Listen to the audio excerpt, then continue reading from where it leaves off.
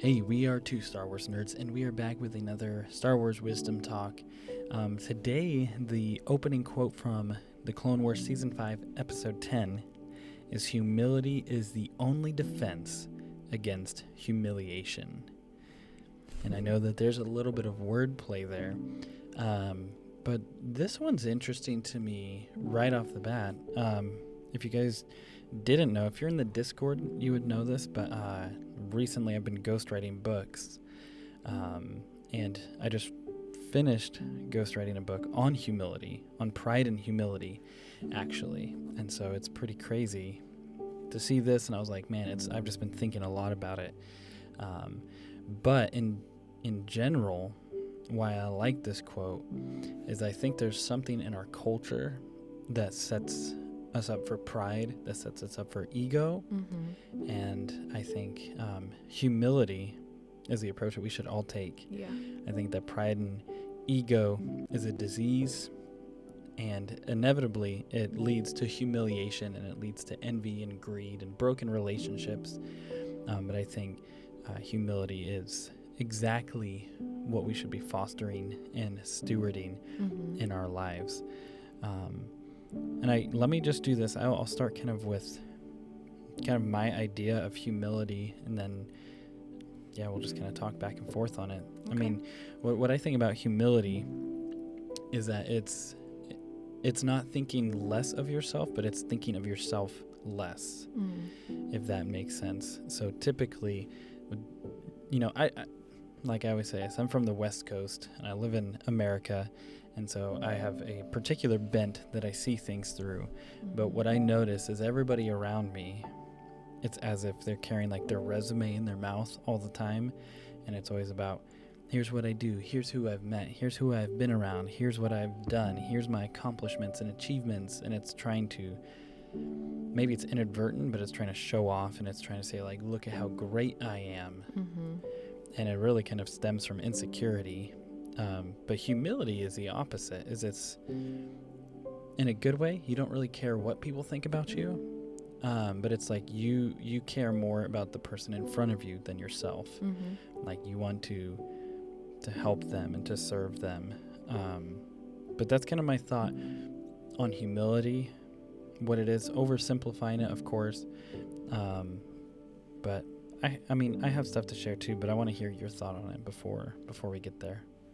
I think true humility means that you're truly confident in who you are and like what you've been created to do, because you're not striving to make yourself seem so cool or so awesome, or here's my accomplishments. You're comfortable and secure where you're at, so you don't have to go out of your way to share about the things that you're doing. Just like you're saying, there's been so many times where I'm in a conversation with someone, and I've done this myself too, but where I'm in a conversation with someone and I can tell they're just waiting for me to stop talking so that they can start talking. It's like, are you really listening to me? And in that moment I'm like, okay, well, that's really cool for you, but you obviously don't want to have a conversation with me. And I've done that too. I mean, I'm sure we've all done that, but it's easy to see through. And you're like, when you're talking to someone like that and you leave that conversation, it's not like, oh, I can't wait to talk to that person again. It's normally like, I'm going to avoid that person. All they want to do is talk about themselves. But I think really those people, like you said, are the most broken. They're the most insecure. They feel unseen. They feel unvalued. So they're like, someone noticed me. Whereas those who just sit back and are humble, they're the ones who are actually confident. They're the ones who are actually know who they are, and they're not trying to prove anything to anyone. They're just doing their thing. So it's finding, like, I feel like if you're trying to be prideful and make your accomplishments known, there's probably some deep hurt that you need to get worked out inside of you. Because when you know who you truly are, you don't have to strive, you don't have to perform, you don't have to do any of these things. You just get to be who you were created to be, nothing more, nothing less. And that's where true security comes from. That's where just a peace and a joy come from. You don't have to perform, you just get to be. And that's the place where I want to be. Yeah, and I think being humble as well some people have this idea that if you're humble, or if you live in humility, that you can't be great at things, that you can't be good and accomplished. And they think it's like, oh, if I'm humble, I have to like dress in like sackcloth and, you know, live in poverty and all of this. But that's not humility. If anything, the more accomplished you are, the better you are at something.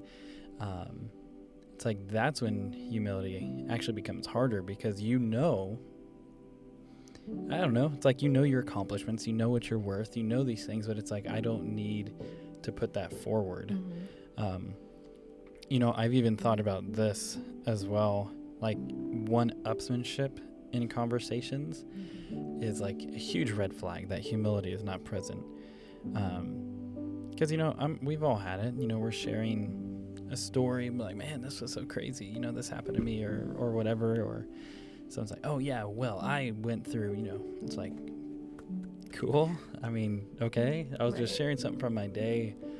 It's not a competition. I'm just trying to talk. Yeah, but what I've noticed is that it's not like villainizing people that, you know, that do that often, but I've found is that they don't, it's subconscious, they don't realize just how much is coming out. But I think it is a fear of humiliation, where it's like, well, what if I'm not the best in the room, or what if, you know, people make fun of me and all of this, or I haven't had these experiences. And even circling back to the quote with humility is that defense against humiliation.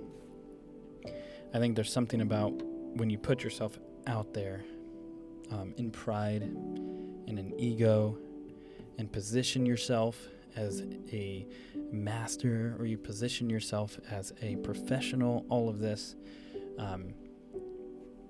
either it's true or it's not. And typically, you know, like the best professionals are the best learners, and they realize that the more that they grow, they don't know everything. And so I've seen too many people get humiliated really quickly when, I mean, I've even had it, you know, I would say I'm pretty tech oriented. And I've had people say a bunch of things to me, you know, about tech, and I'm just listening, and then just show them really quickly kind of what you said is wrong, not in a prideful way, but just like, it's a professional environment, and it's like, well, no, we can do this. And then there's always that kind of look of like, dang, I shouldn't have said something, you know. And it wasn't to humiliate at all. It's like, you really should stop talking, like you're gonna set yourself up for failure. But yeah, do you have any final thoughts maybe on like how to keep humility and like kind of steward that? Stop thinking about yourself and what you can do. Like, kind of like you said in the beginning, like, look at other people. Like, there's other people in the world. The world doesn't revolve around us. And really, life's better and more fun when you're not always trying to one up and perform and say how good you are. Just sit back, relax, and have fun with the people around you. Awesome. Celebrate others. Yeah, I think that's great. Well, with that, let us know what you think about humility, and maybe how to keep that burning bright in your life.